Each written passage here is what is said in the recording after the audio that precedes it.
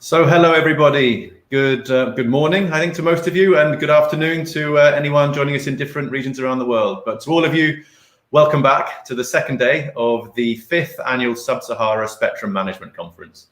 We had a fantastic day yesterday, and I think we've had some of the figures through for the number of people who are participating. I think we had more than 300 in total participating on the web platform itself, and then I think over 100 more people who were watching via the live stream on Twitter. So altogether, almost 500 people following the discussions, which is fantastic, and it was great to have so many of you with us, and hopefully you're all joining us again today for the discussions today.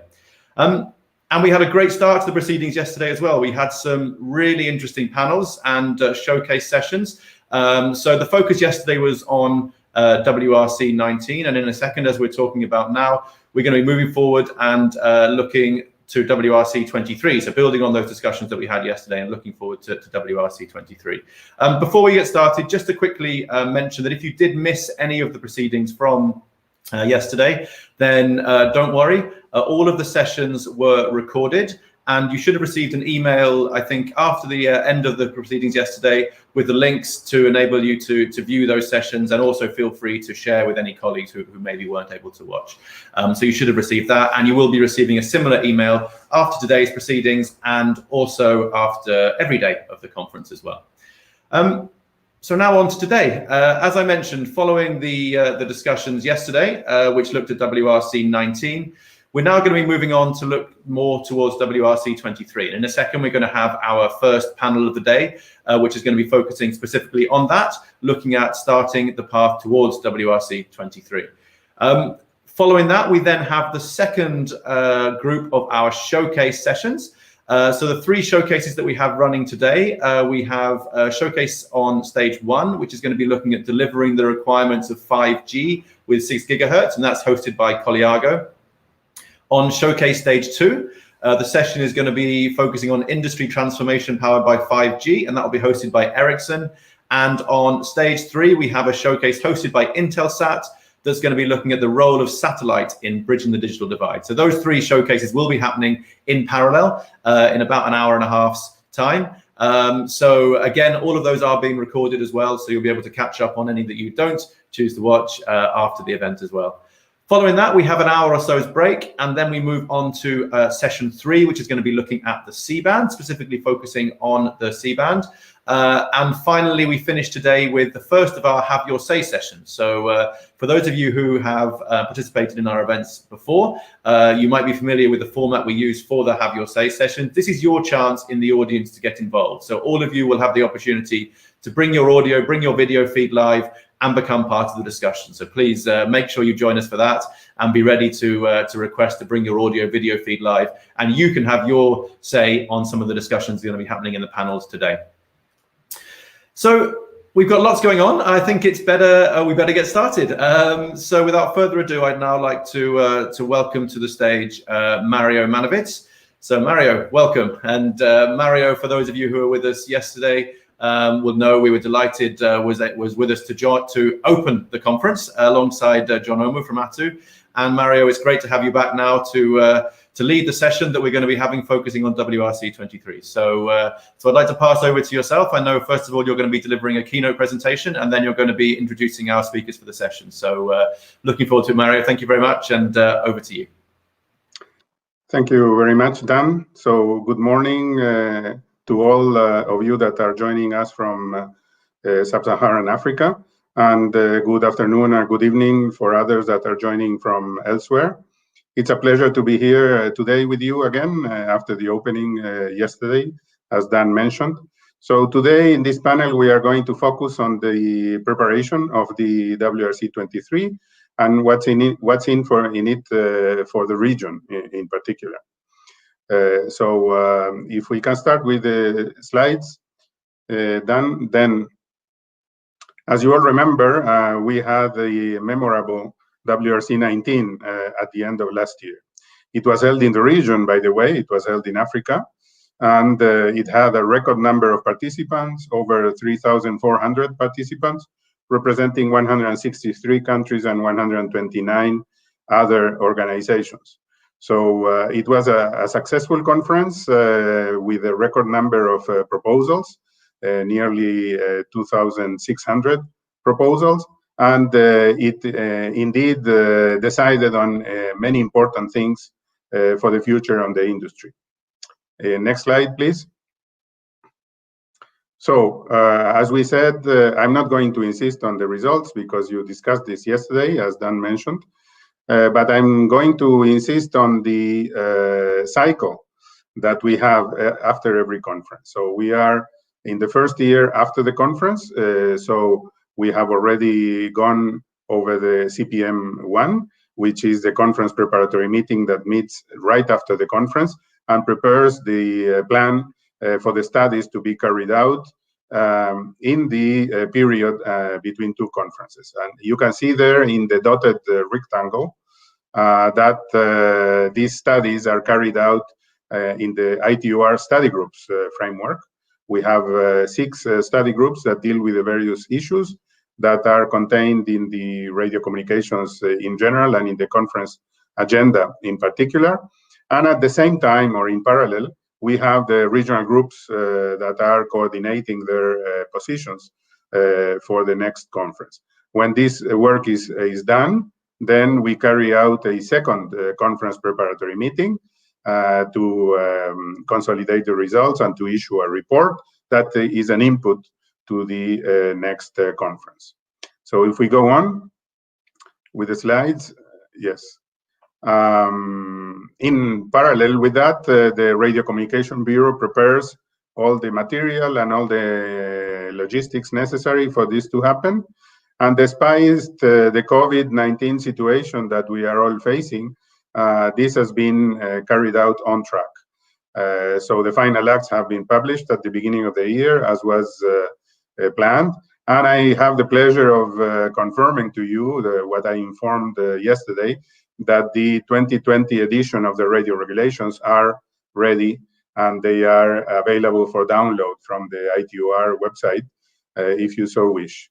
They are on the 6 languages already, and you can download them and start using them in your preparations for next conference, but most importantly, in the application of these decisions in your own countries. So this was not affected by the COVID-19, and we are very proud of that. And of course, we also continue with the timely processing of terrestrial and satellite network filings, and every activity in the Bureau has been carried out despite the COVID-19 without any issue whatsoever. We have passed to the virtual meeting and virtual conferencing as we are doing today, and this has proven to be successful. So next slide, please. In our relations with the membership, this is also the case. So the ITUR meetings are now e-meetings, and we had even the Radio Regulations Board meet virtually, which was a first time ever case. And they have already carried out 2 meetings this year that were virtual, and they are going to go for the 3rd virtual meeting in October. And they have succeeded in dealing with all their issues. Also, the Radio Communication Advisory Group met virtually. As you know, this very known person in the photo is our chairman of the RAG, and we are very proud of having him as chairman and coming from your region. And then all the study group and working parties have been meeting virtually, and so the work, as I said, is progressing normally. If we go on, then we have this cycle between conferences, a 4-year cycle, as you know, and we have at the end of the previous cycle the radio regulations that are now ready, and then to this we add the technological advances that have happened in the 4 years and the user requirements that have changed, and we go into this cycle that goes from down to top in this center rectangle that you have, where you have the national positions and national needs that go into the conference, that are then discussed at the regional level and harmonized at the regional level, and then through the ITUR process also at the global level to go to the conference preparation proposals. Next slide.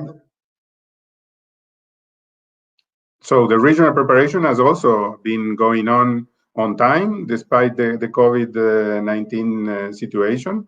And we see there in the screen that all regional groups have been meeting virtually. You are missing there the ASMG, the Arab group, but they have met before everyone else at the beginning of the year, so they were able to do it physically. But they are already planning their second meeting of the year virtually as well. So all the regional groups are moving forward with virtual meetings, and only the APT one is the only one that is missing, that haven't yet met, but they are going to meet later this month. So this is very good, and we are very thankful of this, let's say, serious work that all regional groups have carried out. The African group met just last month, and it was a very successful meeting as well, of course. So Africa is preparing itself very well as they did for the last conference. Next slide. So let's go into a quick overview of the agenda item for WRC-23. There are several agenda items that are of interest to the region, so I will highlight a few of them. So in the next slide, we can see the fixed, mobile, and broadcasting related agenda items. So we have agenda item 1.2 that focuses on the identification of mid-bands for IMT. So we have 100 megahertz in the 7 gigahertz band that is being considered globally. But in addition, we have specifically for region 1, the 3300 to 3400 gigahertz band and the 6425 to 7025 megahertz band. Then under agenda item 1.3, region 1 will consider a primary allocation of the 3.6 to 3.8 gigahertz band for mobile services. And this is a very important agenda item for the region, since Europe has identified the band as a primary one for 5G systems. And we know that in Africa, the C-band is heavily used for satellite services. So therefore, the results of the sharing and compatibility studies will be fundamental in finding a way forward for this agenda item. Then we have agenda item 1.4 that will continue the discussion on high altitude platform systems, but now as IMT base stations, which we are calling HIBs. Noting that some countries in Africa are already making trials with hubs, the outcome of this agenda item will enable the commercial introduction of HIBs and may help expand connectivity to underserved communities in Africa. And last on this section is agenda item 1.5. That's another key item for the region, since broadcasting in Africa is primarily terrestrial. Agenda item 1.5 will consider the need and the use of terrestrial television broadcasting services in the UHF band and the possible expansion of mobile services to bands below 694 megahertz.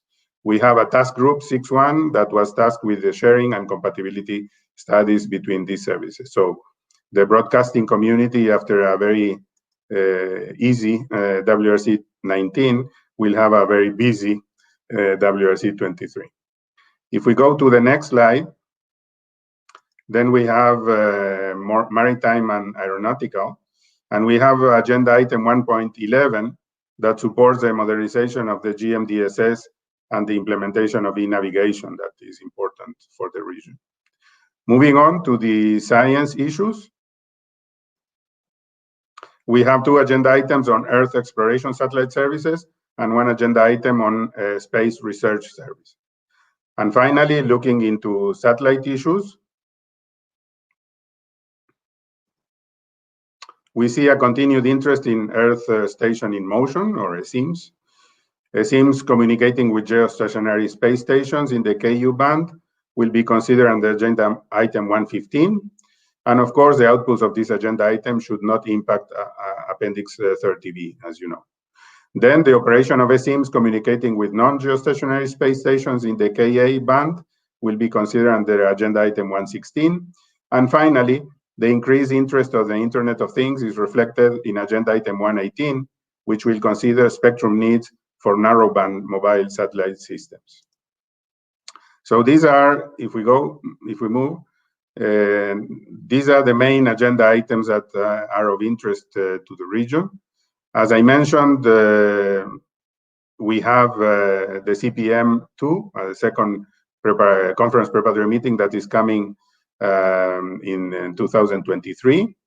The agenda of the WRC-23 was approved by Council, so it is final. And as you know by now, I'm sure, we have received an expression of interest by the administration of the UAE, the United Arab Emirates, to host the WRC-23 in the UAE. So we don't know yet the venue, I mean the city, and the dates, exact dates, because they are working on that at the UAE. But I'm sure we will, before the end of the year, we will be set on those as well. So the next slide is just to thank you for your attention. And we will move on to the panel directly. If you have questions, so we could incorporate them in the Q&A session for the panel, not to have specific questions for this presentation only. So the idea of the panel is to have this same discussion regarding the preparation of the WRC-23, but with the representatives from the various sectors of the industry and also the regulators. So we have an excellent panel, and I will introduce you the various panelists. We have Mr. Ahmed Bourod, who is the chair of WRC-23 Preparatory Group from ECOWAS. Welcome, Ahmed. Thank you, Director Mario. Good morning, good afternoon, or good evening, everybody. As said by the Director of BR, I'm Ahmed Bourod from Niger. I'm the ECOWAS preparatory meeting for the WRC-23 chairman. So my presentation will be based on 4 essential points. Dan, if we can share the presentation, please. Yes, we will have first, I will briefly give the outcome, the priority and opportunity and challenge of WRC-19 outcome for ECOWAS. And then I will discuss about how ECOWAS see the future of the connectivity. Based on the presentation of the Director of BR, Mario, I will give the key issue of WRC-23 for ECOWAS. And finally, I will briefly give how ECOWAS see the impact of COVID-19 on WRC-23 activities. Next slide, please. For ECOWAS, the main outcome of WRC-19 as opportunity, priority, opportunity, and challenge, we have many of them, but I just highlight 4. The first is the freeing up of the orbital slots, which give opportunity for ECOWAS member to develop indigenous broadcasting satellite network. And I am happy to know that there is a conference held by ATU and ITU in Nairobi who allow ECOWAS member states to have those positions. And we also have the resolution on illegal visas. As you may know, in many of African countries, and especially ECOWAS one, this illegal visa continue to pose security issue. And the resolution took at WRC-19 will have ECOWAS member state to address this issue. The next challenge also is the opening the sky of the next generation communication capabilities relating to agenda item 7 issue A. So the regulatory procedure will help member states to benefit from fiber quality capacity by mega constellation satellite. The main outcome of ECOWAS is not only based on satellites, as the 3 issue that I just highlighted is based on satellite, but we have also another challenge, which is intelligent transport system, and we think that ECOWAS should coordinate among the member states to identify harmonious frequency band in order to facilitate the deployment of RSTTT and ITS. This is basically the kind of summary of the main outcome of WRC-19 on ECOWAS region. Next slide, please. The next slide is how ECOWAS is foreseeing the future of the connectivity. In ECOWAS, we think that the future of the connectivity will be based on the deployment of infrastructure to allow services to anyone, everywhere, and anytime. So based on that, we think that the resolution, the allocation of the 5G band, both for indoor and outdoor, will improve wireless broadband access in ECOWAS member. We also are in view that the hubs, the additional frequency allocation to hubs will enable rural broadband connectivity in ECOWAS member states. And for sure, the 5G issue also is enabler of social development in ECOWAS member. And we are also in view that the ASIM, the flight connectivity, will provide global communication, including internet connectivity on aircraft. So this is how we at in ECOWAS we are foreseeing the future of the connectivity. As I said, access to anyone, anywhere, and anytime. Next slide, please. Now, coming back to WRC-23 key issue. As said by Mario, there are many issues, but I just highlight 3 of them, which are key issues for ECOWAS. The first is the agenda item 1.3, which is considering the additional primary allocation to C-band. As said by Mario, in ECOWAS region, many member states are still using C-band to provide connectivity for essential services in rural and underserved areas. So yes, we think that study can be done, but we are carefully looking at the result to see how sharing will be possible to allow the continuity of C-band activities in ECOWAS member states. The next also key issue is the agenda item 1.4, which is related to HIPS.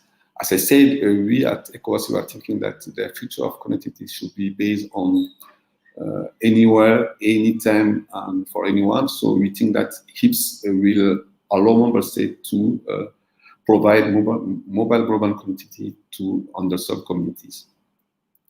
And finally, as highlighted by Mario also, the 1.5, which is related to the Uhf Band. As you may know, in most of ECOWAS member states, the analog to digital transition process is still ongoing. I think that it's only three countries who had already finalized the process. So we think that time frame should be given to member states to let them finalize the process and also to have a kind of return on investment in order to, before foreseeing opening this Uhf Band for mobile. And next, Dan, please. The final is the impact of WRC, of COVID-19 on WRC-23 activities. We think as ECOWAS that COVID-19 has negative and positive impacts. Positive because the remote participation has given opportunity to many members, many participants to attend WRC-23 activities. As said by Mario, all ITUR meetings are e-meeting now, so this allows many colleagues to attend the meeting. But there is also a negative impact because, as I said, in most of ECOWAS member states, the internet is not so good, the quality is poor. So even if people had a chance to attend e-meetings, but they are facing some internet quality issue. So this is also the negative point. But we think that COVID-19 has shown that still the digital dividend is still a key issue because, as I said, in some countries, even getting access to internet is difficult. So COVID-19 has just pop up this digital dividend issue. And I think this will end my presentation next. Yeah, the next is just to thank you to have give the opportunity to ECOWAS to share its view on this 15th Sub-Sahara Spectrum Management Conference. And by that, I would like to thank you. Thanks very much, Ahmed. Thank you. It's very important to have all views in the panel. So we thank you for having joined us. So our next panelist is Mohamed Jawad, who is the Global Spectrum and Policy Regulator from the Global Satellite Coalition. Mohamed, please join. Thank you, Mario, and good morning, everybody. Good afternoon, wherever you are in the world. It's always good to be back here at the 5th Sub-Sahara Spectrum Conference. Today, I'm representing the Global Satellite Coalition. It's a concerted effort by all the global satellite associations coming together to represent the industry with one united voice. In my presentation today, I'll go through some of the WRC agenda items that are of relevance to Region 1, and particularly from the ESOA Association, which is based in this region and representing the satellite industry in this region. Next slide, please. Ladies and gentlemen, the WRC always presents opportunities and challenges for all industries. For our industry, we believe that no single technology can satisfy all telecommunication needs. When we're talking about 5G, for example, or other applications and technologies that are being innovated and developed, there is always a global success if you harmonize and try and bring different technologies from across the board. And we believe when it comes to 5G that the ultimate success for 5G will depend on it being a network of networks. Satellite has an important role to play in this network, in this ecosystem. This has been recognized already by the ITU in ITU report M2460, which looks at the key elements of the integration of satellite systems into the next generation access technologies. But also in CPT as well, there is ECC report 280, which is talking about the satellite solutions for 5G. I'll copy a link to these two reports in the chat forums later on. Furthermore, satellite networks plays a key role in bridging the digital divide.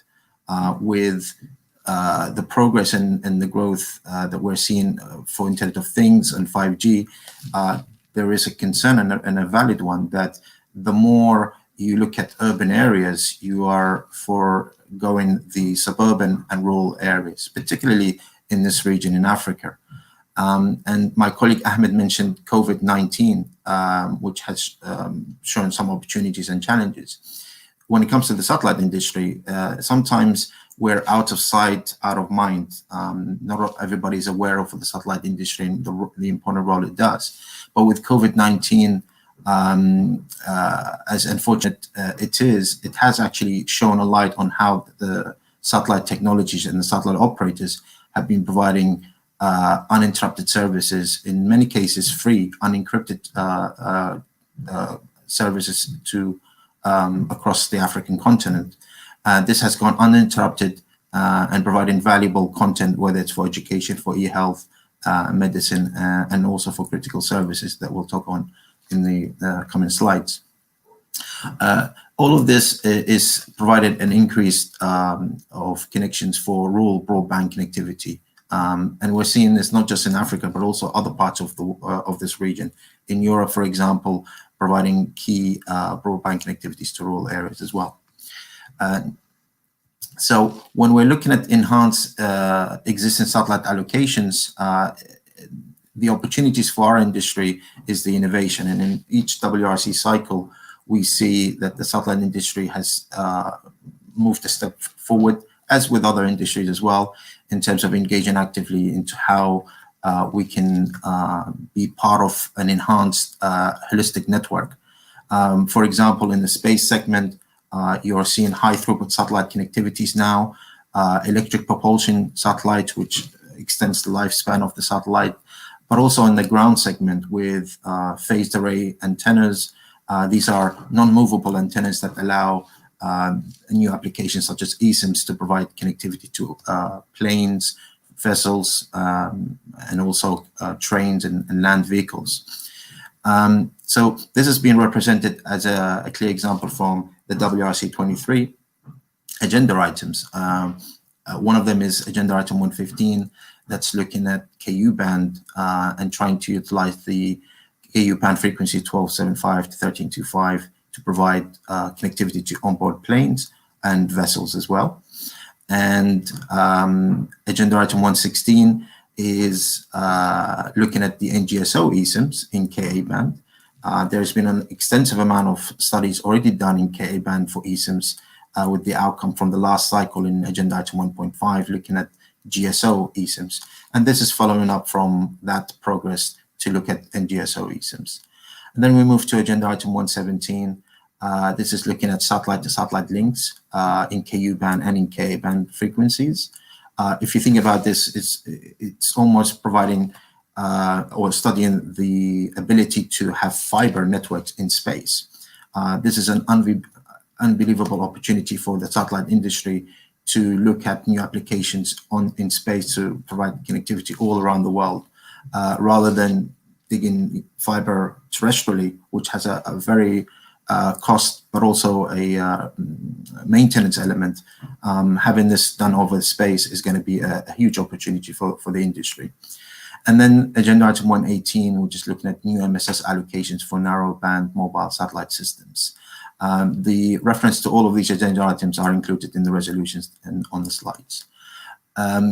In many respects, this is already being recognized in some regions in Region 1, and particularly in Europe, where there is ECC decisions that are looking at, for example, what is being studied right now in 115 and agenda item 116. There are ECC decisions that look into this already.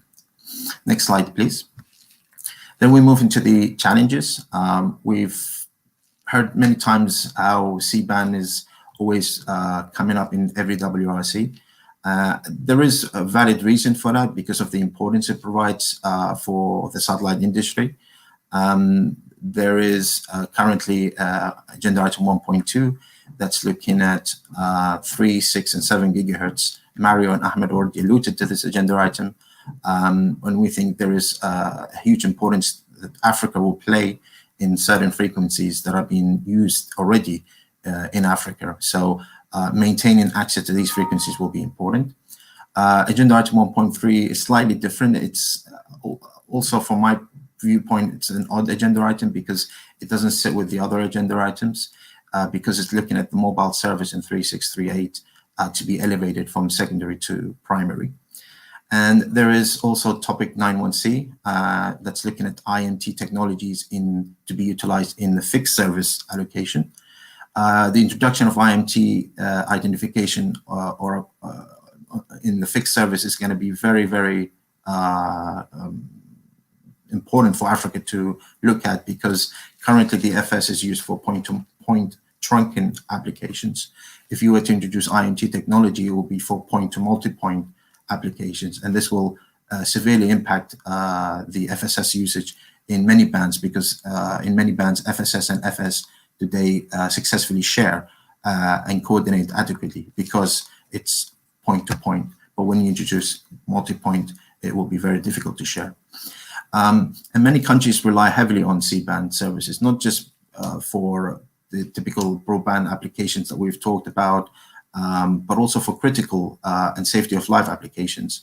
The United Nations is a heavy user of C-band because of the resiliency and the propagation characteristics it has over the Sahara continent. Next slide, please. And another application is when you look at the air navigation systems that is currently being provisioned by Asigna. Whilst it doesn't actually utilize a huge amount of bandwidth, relatively speaking, to other applications, it is very critical nonetheless to allow the continued access to C-band to enable the civil aviation authorities to safely operate aircrafts across the African continent. These are stations that are located across the continent of Africa, where there is no other terrestrial means to provide connectivity apart from satellite connectivity. Next slide, please. Here, sometimes a picture paints 1,000 words. And in this picture, or in this figure, what I'd like to show you or convey to you is that since 2007, after every cycle and every WRC outcome, we're seeing that now we've reached a stage where allocation of IMT or identification of IMT in C-band has reached a common denominator from 3.3 to 3.6 gigahertz. As you can see here, it hasn't gone any further from the last WRC outcome. And we believe this is because the common denominator has been reached up to 3.6 gigahertz. When you go above that, you can clearly see there are now variations in different regions. For example, in region 1 and region 2, you've got two different agenda items that are not really saying the same thing. One is looking at IMT and the other one is looking at studying mobile. So I think the reason for that is the resilience, the need to utilize existing services, particularly the satellite services.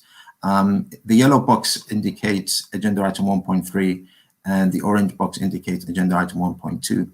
And in region 1, some of the challenges there is that there are sub-regions within that region. So you've got Europe, the RCC, ASMG, and then the Africa group. And in Africa in particular, the current usage of FSS, just to give you a few facts, over 50 satellites today use C-band in that frequencies over Africa, providing services from TV transmissions. Mario mentioned that a lot of the TV transmissions is terrestrial. That is true, but also over satellite, there is a huge amount of TV channels that are provided today over Africa in C-band to provide sports channels and a lot of other connectivities for citizens in this continent. So it's very important. But another important message for the reason why agenda item 1.3 has not followed what agenda item 1.2 is studying, next slide please, is because each region within region 1 is different. In Europe, for example, the use of C-band spectrum for FSS is limited to large teleports and gateway stations for business-to-business, B2B services, making the number of Earth stations limited. This limited number has made it possible, some say, in Europe to refarm C-band spectrum for terrestrial mobile services. Sorry, Mohammed. Yes. You'll have to wrap up. Your time is up. This is the last slide. And in Africa, it's slightly different. The situation in Africa is that a lot of the services are B2C, so it's business to consumer, where there is a huge amount of stations already providing services, and they're not registered. So the likes for like is not the same for Europe and for Africa. And I believe that's the reason why agenda item 1.3 will be very important for this region to continue monitoring the studies and the outcomes. Apologies for going over the time, and I'll be open to any questions later on. Thank you very much. Thanks very much, Mohammed, and sorry for that, but we need to leave time for the audience also to make some questions. So we don't want to use all the time ourselves. So our next panelist is Luciana Camargos. Luciana is the Senior Director of Future Spectrum at GSMA, and she will give us the point of view of the mobile industry on WRC-23. Welcome, Luciana. You're on mute, I think, Luciana. I was. Thank you, Dan. And thank you very much, Mario. Thank you to Forum Global for the invitation. It's a pleasure being, again, in an event in Africa, a region that I really enjoy participating. My only regret is that we're not actually in Africa. I am sitting in my house in London, but maybe next time.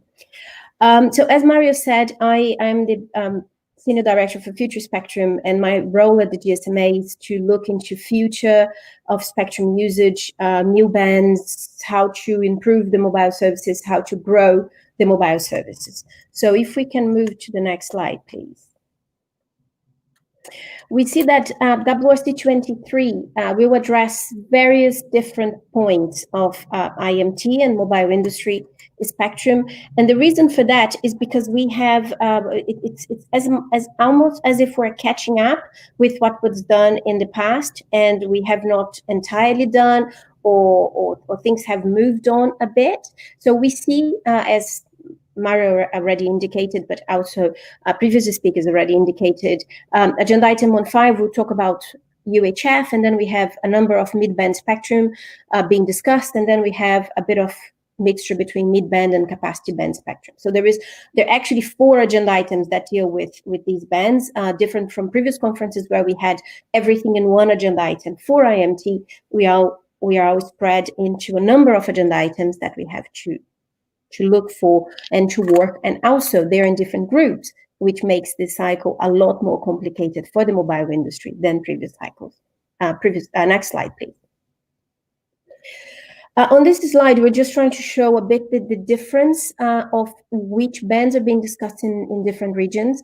And the reason for that is because we see that these agenda items, this conference has a very, very different outcome or landscape compared to the other conferences.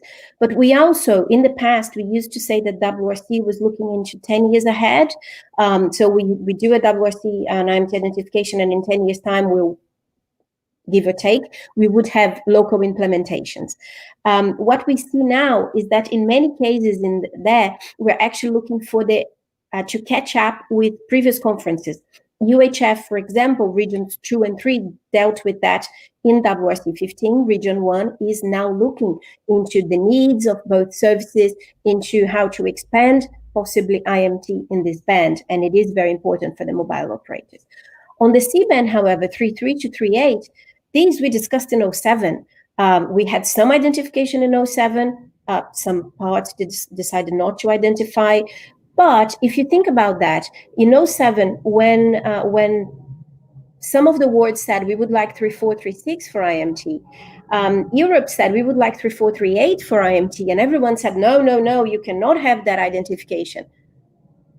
13 years on, that's exactly what we're looking to do. We're looking to do the 3438 IMT identification that Europe actually asked for in 2007. So maybe if we had done that in 07, we didn't need to be here now. But maybe in 07, that need wasn't sufficient around the world to do, and that's why we're doing this now. So the needs change, the discussions change in various regions, and that's why we're looking into the past in half of this agenda instead of looking into the future. 48499, also a WRC-15 agenda item that we need to, we're trying to improve, we're trying to be able to use the band and to expand to other countries as well.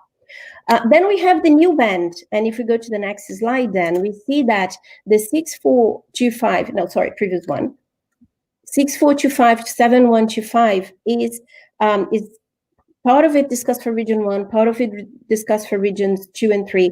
But we did an interview questionnaire with our members, and 90% of the operators said this is high priority for them for future. Because as I said, all the other bands, we're looking to catch up with what other countries are doing, with what other regions are doing. It's much more of a harmonization, and different countries and different regions needing the band at different stages. But the new band for this conference is indeed 6425 to 7125. And then we have 10 to 10.5, which is also linked to issue 91C, which is IMT for fixed. So as you see, we have a number of different bands and different agenda items being discussed. So next slide, please. If we look into the C band, we are trying to catch up with evolution, as I said. So this graph needs to be updated. This goes from looking into those who have 200 megahertz or less to those who have 400 megahertz or more. And we see that even though the identification in the radio regs is mostly of 200, we have various parts of the world that have 400. and some parts of the world that have decided to use 500 megahertz for IMT. So again, we're trying to catch up with decisions that have been made and maybe looking into the future, into the near future, new decisions to be made. Next one, please. If we look into the why we're talking about the C-band again, we're talking about the C-band again because when we last talked about it in WRC-15, that was LTE advanced. We calculated how much spectrum was needed, and it was all based on 4G technology. And then 5G happened, and C-band is the birthplace of 5G. C-band is where all the 5G implementations start. It's where the equipment exists. It's where we are talking about C-band. So if you look into the impact, the cost efficiency of the network, if you have 60 megahertz instead of 100 megahertz per operator, what happens is that you need 64% more cell sites. That's a lot more expensive. That is a much more expensive network. And that shows it, and that's to achieve the same throughput. So that shows that a contiguous spectrum of 100 megahertz or 8 to 100 megahertz, which is what we normally recommend, is what it is justified to benefit from the technology. That's what 5G looks at. Can you do 5G with less than that? Yes, you can. Are you going to achieve the same throughput? Only if you have a lot more cell sites. And then it is a lot more complicated network. So those socioeconomic benefits and the cost and the benefits need to be measured properly to be able to identify why and how best to serve the country. We also have the socioeconomic benefits below if you identify an additional 300 megahertz or additional 700 megahertz and how much the society would benefit from that. So next slide, please. Also, it's important for us to note the other agenda items that are not for IMT spectrum, they're not for mobile spectrum, but they touch bands that are already used by mobile operators, be for service, be for backhaul. So we have HIBs, it is for mobile operators. Yes, it is, but however, we need to make sure it is consistent with the current use. So the current use of mobile operators for base stations, ground-based stations would not be affected, and they would be able to continue with their operations. And then we have a number of other agenda items, 113, 116, 17, 18, 91D. They all touch bands that are either identified for IMT or used for access or for backhaul. So next slide, please. For that, we see that WRC-23 will address those three familiar challenges that we have, which is harmonization, cost efficiency, and coverage. And on that, we're really looking to engage on the on WRC-23 with various regions. R2, a very, very special region for us, and we will continue to engage a lot. Cost efficiency, as I discussed, in terms of the C-band and how much spectrum you have available, you have a lot more cost efficiency. And for coverage, again, we are here talking about agenda item 1.5, UHF. Those are difficult discussions. I have no doubt that those are difficult discussions. I used to say that the easiest way out of a WRC is no change. If you say no change to an agenda item, you maintain status quo. That's very simple. However, that does not address the issue. We have the agenda item because there is a need, because people have identified there is a need. And simple with the words no change, we're not going to sort out that need. And on my last slide, and I'll be very brief, it's just to show the cycle and how early we are on the cycle. We are still doing characteristics and spectrum needs and propagation models. We start the sharing studies mid next year. And however, we've been hearing lots of people saying it's already not possible to share. Sharing says it's not possible, be it on the C-band or on the 6 gigahertz.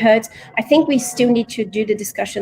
We need to go on, engage with the ITU in these meetings, and then by WRC-23, we'll be able to make a decision. So thank you very much. Hope I haven't gone over too much. Thank you very much, and I'll be looking forward to the questions. Thanks very much, Luciana. Thank you for keeping within the time. Our next panelist is Mezon Meluta. He is an ICT expert from the African Union of Broadcasting, Mezon. So as we said, now there is an issue, an important issue for broadcasters in WRC-23. So let us have your views on that. Yeah, thank you, Mario, and welcome. I'm saying hello to everybody following this conference. AUB, as you see, you'll see from my slides, tries to go back to the needs. Why do we need those frequencies? And as Luciana has just said, we have to evaluate these frequencies in terms of incomes, of course, but also in terms of social incomes. That's why AUB is very concerned about the 1.5 point of the agenda of W23. And we are going to emphasize on this kind of evaluation because generally we try to evaluate only on financial impacts. So next slide, please. So we are going just to go to 4 key points. Don't you see for AUB, you have African members, country members, and some privates. And their own concern is on how these frequencies are being used to serve the country, the population, and the citizens. And then we are going to see some of the key issues raised by the Marrakech in March 2019 forum on convergence among regulators, the point of view of regulators. And we shall also see something like a slide on the direct-to-home TV using satellite, just a reflection to open a reflection on it so that on the WRC-23, we can have some contributions that may help accelerate the division, the GTT development. And then we are going to see how, I'm going to say just one word how, on how COVID-19 has changed a little bit the way people are thinking now. Next slide, please. Next slide, please. So as you can see from a UN report on inclusive report, the so-called UN report, we are seeing that there is a move from manufactured capital to human capital. And we see that the human capital is becoming more and more important. That's why for AUB, we think that we have to emphasize on the benefits of frequencies related to what the communities are having. So next slide, please. Next slide. Okay, so as we can see, regulators we met at Marrakech in March 2019, a certain number of questions. But can you come back to the first slide, please? Because I see, I've seen that maybe, okay, thank you. So there is a big need for mass integration education, and the COVID has shown the role of broadcasters in this situation.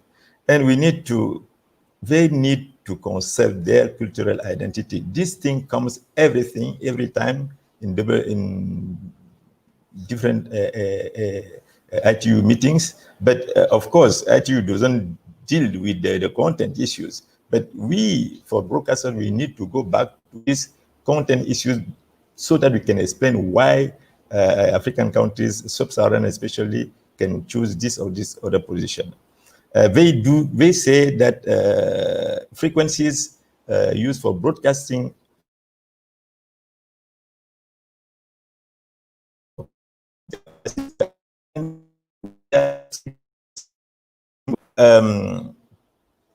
yeah.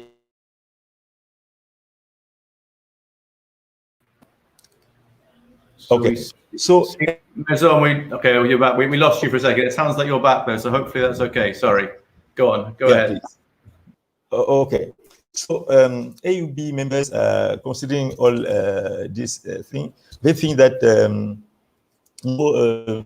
can you go to 2 slides more forward, please? Because yes. Okay. Okay. So they say that the third recommendation of this forum was that the content regulators' power should be extended to those frequencies used by telcos for the content delivery.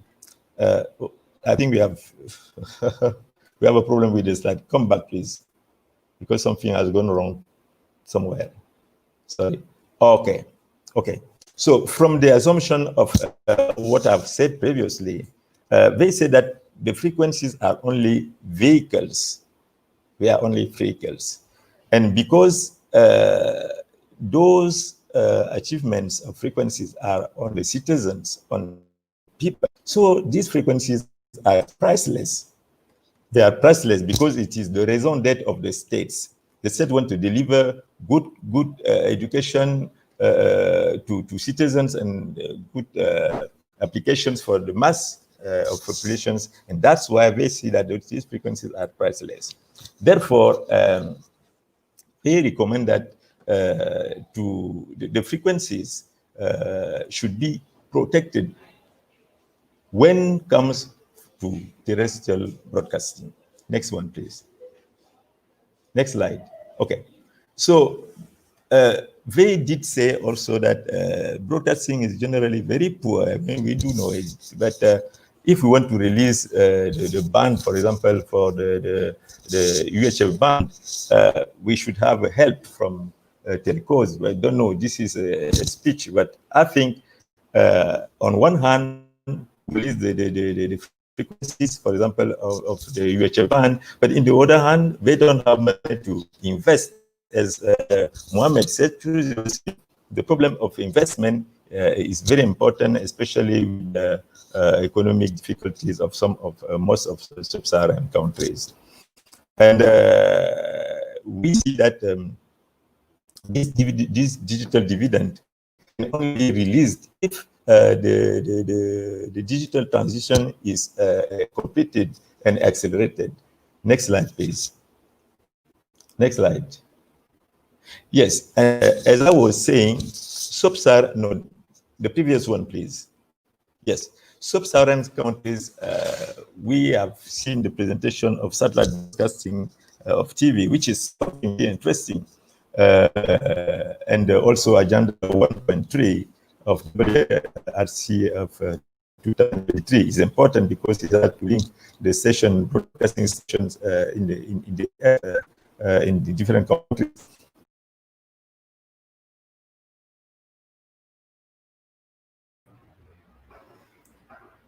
I think we've lost Mezon there, so there's obviously something wrong with his connection. Mario, I'm just going to bring you back up. So yeah, I think we've lost Mezon there. So hopefully we can get him back, but I think he was coming towards the end of his presentation anyway. So maybe we can move on and move on to the next speaker, and then we can see if we can get Mezon back. So apologies for that.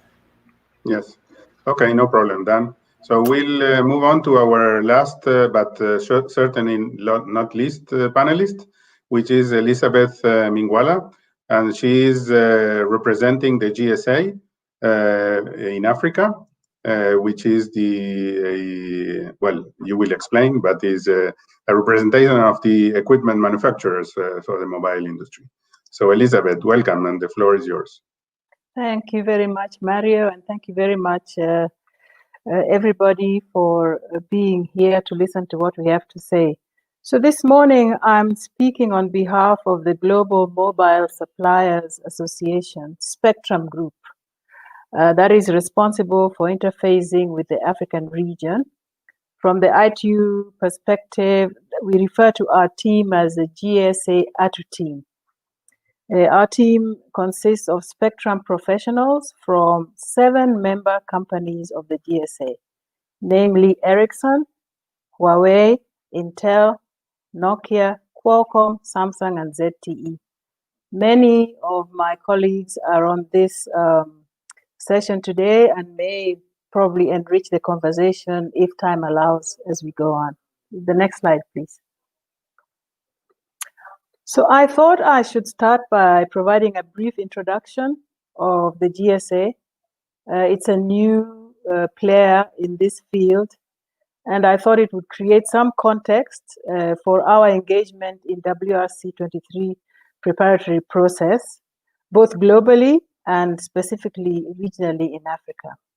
So as an association, the GSA exists to advance and enable the global deployment of 3GPP family of mobile technologies to stimulate the expansion of the mobile ecosystem via thought leadership, education, and advocacy.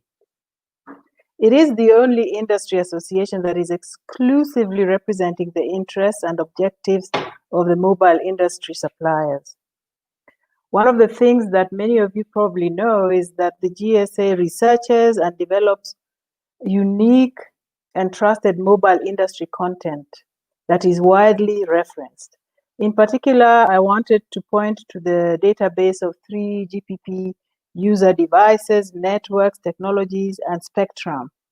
I think many of you may have used or even seen that database. But perhaps most relevant to this conversation today is the GSA Spectrum Group that I alluded to earlier. And this is a focus group that was created soon after WRC 2015, actually started work in 2016. And this group focuses on spectrum topics for technical and regulatory matters of radio spectrum pertaining to the successful evolution of IMT. We are structured globally along the same lines as the ITUR regional groupings. And this enables us to retain close proximity to policymakers and regulators globally. Next slide, please.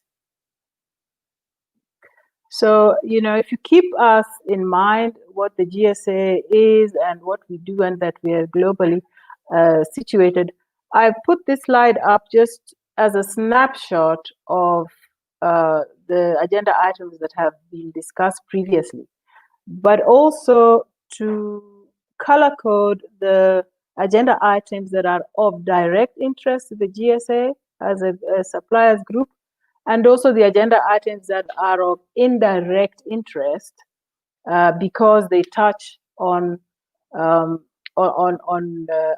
services. So I just put it there for reference. I think it's not new, but it does give us a good picture of what is happening where. Next slide, please. So in Africa, the main objective of the GSA ATU team that I talked to you about is to play an active role in the proceedings that lead to development of spectrum strategies and plans, but also to contribute to studies and technical analysis to facilitate the timely availability of spectrum by engaging with national and regional policymakers in Africa. So in respect of WRC-23, this objective may be captured as us playing our role in supporting the studies and conference preparatory work for IMT bands in WRC-23 agenda, but focusing on the bands of special interest to African administration. And our work, we do our work within ITU, the working parties, within ATU and the sub-regional organizations in Africa. The core competence that we bring to this conversation, we believe, is the technical knowledge as the innovators and suppliers of the mobile broadband ecosystem. We believe that by sharing openly that knowledge, our sharing of the knowledge is useful to advance the work of studies within ITU study cycle. But we also believe that we bring to the table a global perspective that we discern from our other counterparts in other regions. Now, on the other hand, we know that policymakers and regulators in the region are the custodians of the information on the state of play in the ICT sector in their respective countries, including the forward-looking plans for achieving socioeconomic goals using ICT. So we see a partnership that combines these two factors, okay? The technological information we have about the stuff we are creating and the on-the-ground knowledge by the policymakers. When we combine these two factors in an open and objective engagement, we believe that this is a key ingredient to the successful studies and meaningful decisions in WRC-23, because we realize that the issues are complex and the answers are not that simple. So the slide you have in front of you depicts our current views. And we say current views, noting that actually we are in the listening mode. It's very early days in our conversations with the regional players, with countries, with sub-regions.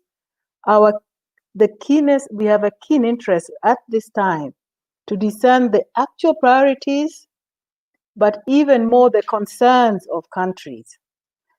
Because until and unless we have a good perspective of what those concerns are and what the priorities are of the countries, only then can we embark on evaluating any solutions that technology can offer. And technology has the solutions, we believe, but we need to know what the question is. So if you look very quickly in Agenda 1.1, we believe that the studies aiming at least restrictive conditions to protect incumbent services in 4849, that is what we are hearing from the interests of the region. When you come to 1.2, we believe that what we hear is that a lot of work took place in 3334, at least from Africa. And so where do we need to expend most energy? Perhaps in the 6 gigahertz band. But at this stage, we really need to understand the actual usage of this band in the countries in Africa in order to determine where to expend efforts in the studies. When we go to Agenda 1.3, for instance, the focus is on a primary allocation, okay, to mobile. But again, I think we owe it to ourselves to investigate the actual usage of the band in the region. And as I said, the custodians of the band know that. And then finally, an interesting one is the UHF band. Of course, this is going to be an interesting conversation. I actually think that if you go to the next slide, I think this paints the picture of when I say that we want to engage and interrogate and find out what's happening. I see I have 1 minute left, but I just put this up as a question. This is something we need to solve together. There is not there's not one size fits all, even in Africa, in the use of this band. Some countries don't have broadcasting services in the band. Others have minimal use, may or may not expand. Others have heavy usage. Now, this is from 2015, 2019, 2023. Maybe there may not be another agenda item to study the UHF band. So the question is, what can we do in Africa? We work within the radio regulations. What can we do together to enable those who want to use it for broadcasting to continue doing so, those who want to have a chance to use it for other services in the future to do so? I mean, is there a way that we can future-proof this band together with technology so that everybody gets to do what they want to do in their country within the radio regulations? So I think I'll stop there. I've run out of time, but that is the angle that we look at things in from the GSA's perspective. Thank you very much. Thanks very much, Elizabeth, and thank you for keeping within the time. So now we go into the discussion. So maybe Dan, you would want to bring all the panelists on the screen.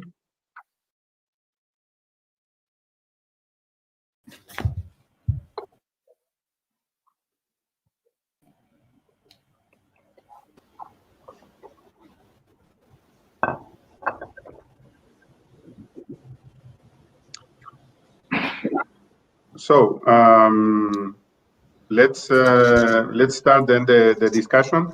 I will, while we get the questions from the audience, I have a question for each one of you, also from my side. Let me start with Mesom, who was cut, unfortunately, due to connectivity issues, and give you a chance, Mesom, to finalize your thoughts. So you were mentioning that the AUB members met in Marrakesh last year, back in March. So what was the main purpose, briefly, of this meeting, and what is the position of the AUB members in the sub-Saharan region regarding the UHF band, the DTT transition? Maybe you can wrap up in a couple of minutes what you could deliver in your presentation. Yeah, thank you. The last speaker has just said what I tried to do. The AUB members are saying that we need, first of all, to measure accurately the use of the impact of technology and frequencies on the populations. This is to say we don't really need to go and check again the 1.5 agenda that the UHF band. They wanted to keep that band and change generally. According to the C band, of course, the C band is very important due to the fact that they are linking broadcasters, stations. And as the last speaker was saying, they were regulators. We can put policy regulators out of this game of frequency allocation and decisions. They are the one deciding for laws and things like that. So it is important to bring in regulators in WRC-23 so that we can have something which is built for the interest of populations. That is what I wanted to say generally, and people may say that the rest is not important, but as I was saying, the COVID-19 showed that the broadcasting industry was very, very important, and many countries try to use radio coming back, TV is coming back for important mass education.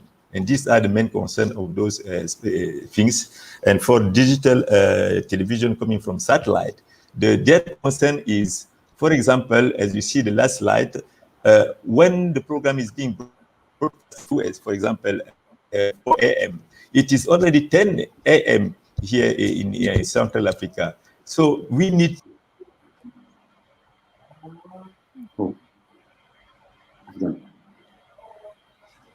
Well, I guess we lost again, Mesom. Yeah, we've lost Mesom. We'll try and get him back, but yeah, apologies. Obviously, have some connection issues, but we'll try and get him back now. But please carry on for now, anyway. Okay, so let's continue. So Ahmed, if I can ask you a question. So you are representing the countries in the West African region, and the C-band is a key issue for West Africa. Why is it so important? Thank you, Mario. As I say, regarding the C-band, in the majority of West African countries, there are still unserved areas where only satellite is the mean of providing coverage.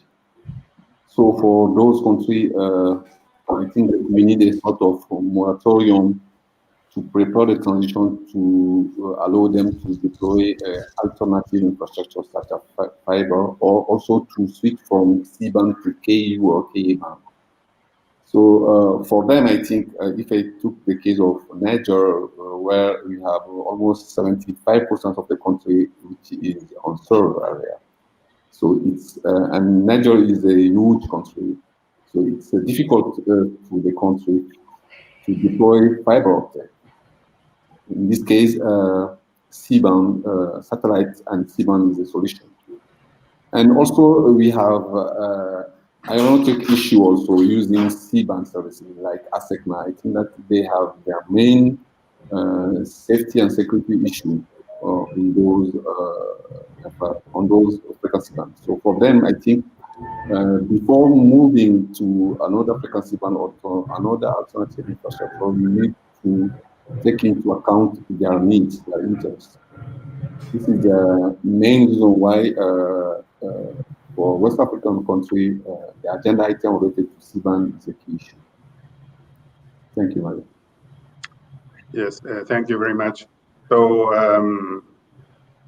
Mohamed, I guess you agree with him on the importance of C-band, but maybe you can give us some more details on the economic realities of C-band spectrum in Africa.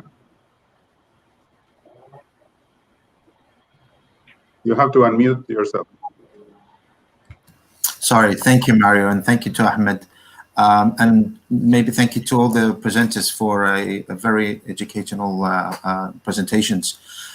Yes, I do agree. I think what's important to highlight is when we're talking about spectrum, we're not saying, no, keep your hands off because I want to use the spectrum, it belongs to me and I want to continue providing services. On the contrary, when we're talking about 5G, we're actually, in my presentation, mentioned that satellite has a very important role to play in the future of 5G. Even in 3GPP right now, there's a lot of talk about, well, a lot of work on the integration of different interfaces, including satellite. So we want to see 5G grow, but it shouldn't be at the cost of another service. It shouldn't be a welfare destruction approach, particularly in Africa. Ahmed mentioned the civil aviation role that relies on C-band, but there are other applications, and we've mentioned them throughout many events in the past. We think that today, the economic realities of spectrum, there is plenty of spectrum available to sustain the growth of 5G. There was a recent study by Ofcom that took place after they've auctioned part of the C-band, which was an answer to this notion that each MNO must have 100 megahertz contiguous in order to deliver 5G. The realities has shown otherwise. You can actually provide high throughput 5G speeds with just 40 megahertz of contiguous spectrum. If you look at the auctions that have been taking place around the world as well, you know, in the UK, for example, EE launched 5G services across 6 cities in the UK, including London, Cardiff, and Edinburgh, with 40 megahertz of C-band spectrum. Vodafone, 41 locations in the UK with 50 megahertz of C-band spectrum. So the economics argument is that regulators need to take into account a technology-neutral approach, as they do, but also that there is a spectrum still available that is already harmonized, that can be licensed to sustain the growth of 5G. So I think that's a very important fact that regulators, particularly in Africa, need to take into account. Thank you, Mohamed. So let's move on to our mobile industry representatives. So Luciana, you mentioned in your presentation this fragmentation of agenda items to regions for WRC-23. What does the mobile industry think about this? Maybe you can elaborate a bit. Yes, of course. For us, it is a bit unfortunate. We prefer global harmonization, but we do respect the fact that the decisions of the WRC are taken by countries. They are taken by the administrations that are present at the WRC, and that's what they decided, that they are their priorities for the upcoming cycle. So we are more than happy and really willing to work with the countries and with the regions on how best to accommodate their mobile and their IMT needs. But of course, if it was our preference, it would be global agenda items instead of a fragmented agenda item. We also, so that's on my personal belief, as I said, we seem to be catching up on some regions, on some bands. My personal belief is that WRC-27, we might be revisiting some of the bands for other regions. I don't know, but this is something that seems to happen if we look at the cycle of the WRCs. Thank you. Yeah. Thank you. Well, I agree that global harmonization is the ultimate objective for all of us, for all services, because that's what's bringing the economies of scale that makes it affordable and sustainable to everybody. But sometimes this needs more time for some regions as it needs for others. As you mentioned, some in 2007 were not ready. They were ready afterwards. So ultimately, I hope that we will all reach global harmonization for various services eventually. So Elizabeth, I liked that you mentioned in your presentation the ITUR study groups and working parties as a unique opportunity for participation of all stakeholders in studies. And the results of these studies are often referenced by member states to make decisions at WRCs. So what is the unique value that the GSA brings to the global and regional proceedings and preparatory processes in this framework? Yes, thanks for the question, Mario. And again, speaking as technologists and innovators that the GSA represents, so we would very much hope to work with the regional stakeholders in Africa, that is the policymakers, regulators, industry, all stakeholders, and make every effort to see that there is full participation in the studies. And by this, I mean that ensure that the specifics of the region are embedded in any assumptions or any scenarios that are built as we start to tackle these studies in the working parties. I think, Mr. Chairman, Mario, what's important is that we have some complicated agenda items for this region, and I think we would do ourselves a disservice if we either speculated or extrapolated what we are seeing elsewhere and assumed that the same applies.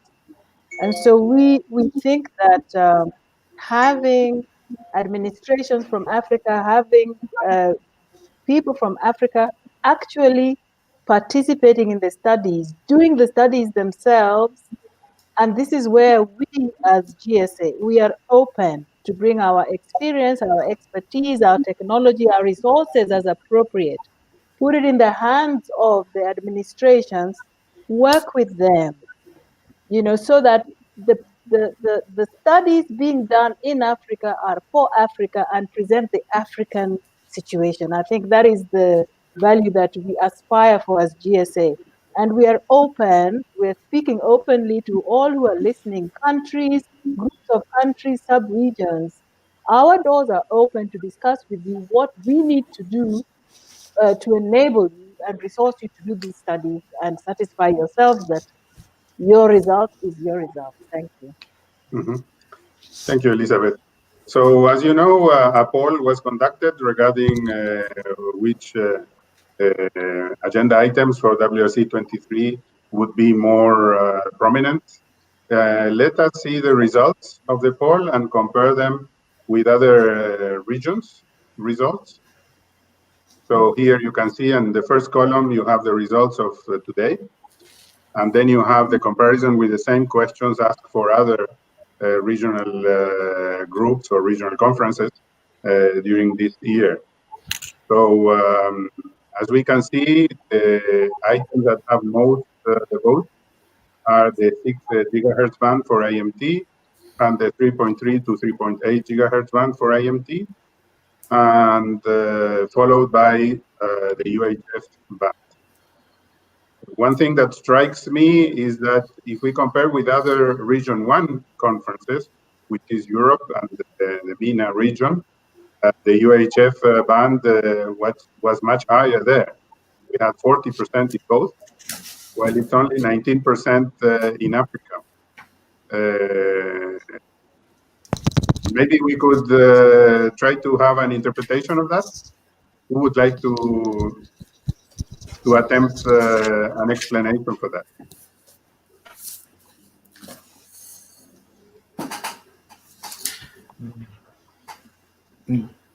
Maison? It's interesting. Maison, you are, or maybe Ahmed. Yes. You are all preaching that UHF is important, and then the audience is not in agreement. So how do you see that? Yeah, Mario, thank you. I do understand why the participants are not agree. Because if I gave the example of West Africa, in West Africa we are 15 member states, and within these 15 member states there is only 3 member states that I'd say that they complete the analog to digital transition. It means that for the remaining member states, they are still ongoing. This process is still ongoing. But the main issue is that those countries are still facing a financial issue. So it means that the market is not mature yet. So they have not get the point to have a return on investment. So and I think that they are afraid to open the discussion around this frequency band, and maybe to ask the administration to more funding, where the market has not get opportunity to have money back. So I think, and we are in ECOWAS, we agree that we need a kind of time frame, like what European have done with the, I think there is a report called Lamy report, between 2025 and 13. Start discussion on the UHF band around 25, and think opening this frequency band around 30. Why that? In order to allow broadcasting industry to have all green, all light green, in order to have the market being mature, to have money back, and then to see how they can open the discussion around the 600 frequency band. I think this is the main reason why in most of African countries, but I can give the example of ECOWAS, why administration are not willing, but they are not going towards opening the discussion around the UHF band. But I just want to assure Elizabeth and Luciano, we in ECOWAS, we are not opposed to harmonization. We are in favor of harmonization, but we need harmonization to take into account the interests of each region. And as I said, based on C-band and UHF band in ECOWAS, we have some issues that we need to resolve yet before thinking moving forward. Basically, Mario, I think this is why this is a kind of a set of reason why we have less percentage of UHF band. Thank you. So thank you. I think it will be an interesting conference preparation process for Region 1, because you have in Europe that they are putting emphasis on UHF and not that much on the C-band, and Africa that is doing exactly the opposite. So it will be interesting how to harmonize those decisions for region. So Mohamed, you wanted to say something on that very quickly because we are running out of time? Yeah, thanks, Mario. And I agree with Ahmed that I think with time, there is definitely an interest in the UHF band. And 19% is not bad. I think it's still a good outcome from the survey. One point I wanted to mention is from the survey is on the 4.8 to 4.9. I think that's a missed opportunity. It showed low results in the survey, but for Africa, it's already a fixed and a co-primary mobile band. It has 100 megahertz that could be ideal. And I believe from the last preparation for the last cycle, a number of African countries actually proposed this particular band. The other point is I agree with Elizabeth that Africa should do its own studies. I think the preparation in the last 2 WRC cycles have been excellent from the previous Secretary General and the new Secretary General of ATU, Mr. John Olmo. I think they've been preparing very well.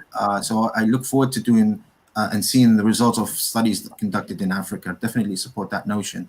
And the last point is on the global harmonization. I think, as I shown in my slide, that you can only go so much with global harmonization. Perhaps with time and the market changes, that might become possible. But right now, we see that above 3.6 is very challenging to have global harmonization, or at least harmonization within Region 1 because of the dynamics in each different region, as I explained in my slide.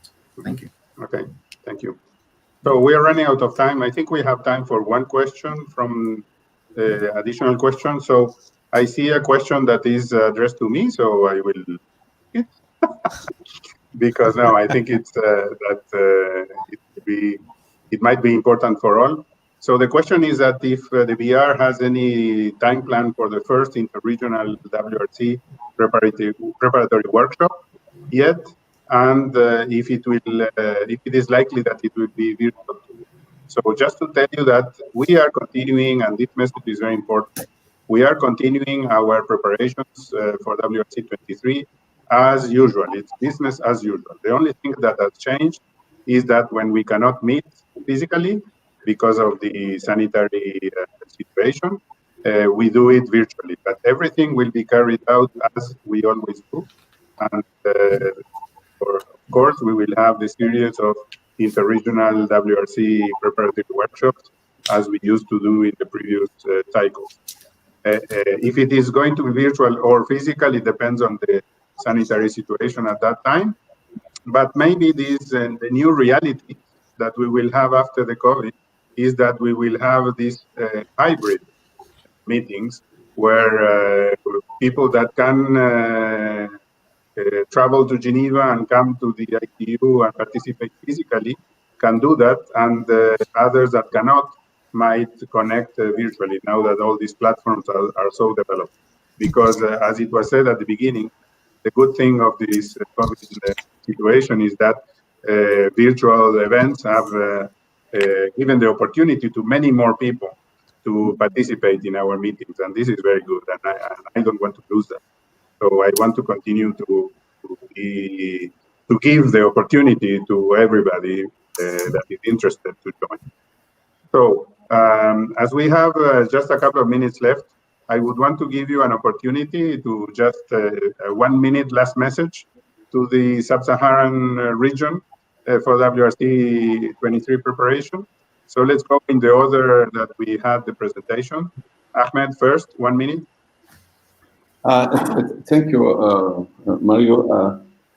Yes, for WRC-23 preparation, I just want to ensure the industry and personally that in ECOWAS, we firmly believe that the harmonization and the harnessing the benefit of economy of scale are really the key for ECOWAS. But as I said, this process must take the interest of all regions. In our case, it's ECOWAS interest. Basically, not all of them, but the process should keep in mind that we need to take into account. So this is the view of ECOWAS in order to have a kind of win-win solution. Not only look only for harmonization, but harmonization, yes, but taking into account the interest of origin. Thank you. This is the message of ECOWAS. Thank you, Mario. Thank you, Ahmed. Mohamed, 1 minute. Thank you, Mario. Well, what can I say? A new cycle for WRC.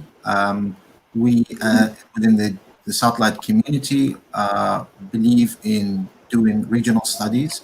I think Africa has shown tremendous amount of competence to push their own agenda items in each WRC. And for this WRC, we look forward to working with you. Please reach out to us if you want to understand more about particular agenda items, or if you want to conduct studies, or if you want to understand more about the role of satellite in 5G. Please reach out to us. We're here to help and provide any support that we can, and we look forward to coordinating with you within the African Telecommunication Union work group for the next year ahead. Thank you very much. Thank you, Mohamed. Luciana? Thank you, Mario. I think that from our perspective, from the mobile industry, it's really positive seeing the satellite industry open for discussions, and we're looking forward to these discussions within our two groups. In the previous cycles, we heard a lot of no change. I heard that no change is not what they're looking for this cycle, so that's very positive. One message that I would leave is that we need to see what is the actual use of the C-band, because just saying there are X number of stations in the C-band, that's vague. We need to know 34, 35, 35, 36, 36, 37, in every part of the C-band, how many stations are there, and can they be used in a more rational manner? Because then we might be able to make a better use of this scarce resource. Thank you. Thank you, Luciana. Maison, 1 minute. Yeah, thank you, Mario. I want to say thanks to you to organize this meeting. AUB members, we think that really going together for discussion, including regulators, is something very important. And secondly, if we want to release the bands, whatever band it is, we should try to learn to share the benefits of all these, especially in bands. In US Japan, this is what is happening for the DTT financial aspect. So we have to see how to share the incomes coming from this digital device. That's what we can say, and thank you for the present meeting. Thanks very much, Maison. Elizabeth, you have the final word. Yes, thank you very much. So on behalf of GSA, I want to say that the GSA Spectrum Group, ATU, is objective and open. We want to work with the region to find technical solutions to achieve the region's goals for ICT development, which we believe mobile broadband and 5G is key. So like we were last season, we are open and we will share and work together for the mutual good. Thank you. Thanks very much, Elizabeth. So we have reached the end of the session. I would like to thank all panelists for their excellent presentations and discussion. I think this is very important because it's not only important that all the industry players understand the stakes that others have, not only they have, in order to reach a compromise when we come to the conference, but also that the regulators and government officials that are there listening also understand that properly, because they are ultimately those that are going to take the decisions at WRC. So the ITU and the radio communication in particular is going to continue supporting all these preparations and helping you in everything you need in order to achieve a good preparation for the conference for the best results possible for all of us. So thanks very much, and thank again Forum Global and Dan for the invitation, and I pass it over to you, Dan. Thank you, Mario. And yeah, I echo what everyone has said there and what you said. It was a fantastic panel. So thank you very much. Thank you also to all of our panelists for some really interesting discussion there. So apologies that we are running a little bit late, but I'm sure, as you'll all appreciate, there was definitely a lot to cover, and we didn't want to cut the discussion off too short. So we are running slightly late. But don't worry, the showcase sessions haven't started yet. So we have delayed the start of those. So they'll be starting very shortly now over on the showcase stages. So just a quick reminder of the 3 showcases we now have running. On showcase stage 1, you can watch the session, which is going to be looking at delivering the requirements of 5G with 6 gigahertz, which is hosted by Colliago. Showcase stage 2, industry transformation powered by 5G, which is hosted by Ericsson. And showcase stage 3, the role of satellite in bridging the digital divide, which is hosted by Intelsat. So those are going to be starting in just a couple of minutes over on the showcase stages. So click on the stages button on the left-hand menu, and then you can navigate to the one that you want to attend there. You then will have a short break, and we're going to be back here on the main stage at 2:30 Central African time for our next session, our next plenary session, which is going to be looking at the C-band. So please do come back and join us for that. But once again, thank you to Mario. Thank you to all of our panelists. Thank you to you out there for getting involved, for voting in the poll, for your questions to the panelists as well. Hope you all enjoyed the showcase sessions. And as I said, I will see you back here at 2:30 for the C-band session. So thank you all very much.